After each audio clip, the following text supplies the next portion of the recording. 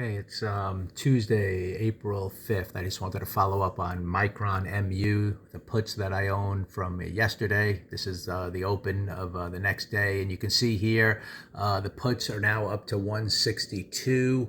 And I bought them in the 129 area, and we're getting now, this is the key moment of truth. Do we break out to the downside of this inside day from yesterday? And I described that on earlier videos, how I'm expecting these lows to be taken out, the weekly lows. Yesterday was kind of an up move that paused. I think I got in right around here on the chart. We kind of came down a little bit, didn't quite break the lows of the day, kind of then rallied up a little bit. Today we started out taking out the highs, just taking out some of those stops, and we immediately failed. So I really like that look in terms of now following through lower. It looks like we're getting it here. Here's the blue line. This is the low of yesterday. And once we break that, now I know we have an inside day breakout to the downside, which can project down to this area in either today or the days ahead. So the puts are looking really good.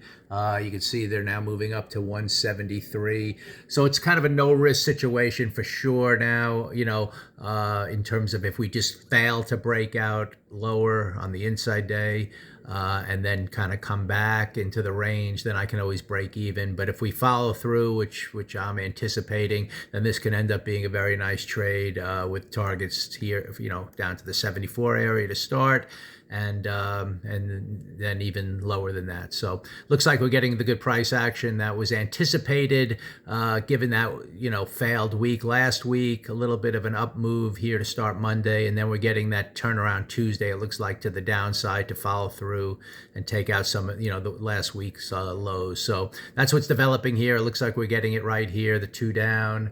The inside bar breakout to the downside. I mean, the options are moving up nicely, 178, asking 180 now. So looking like a good trade on Micron, and we'll just see how weak it wants to be today.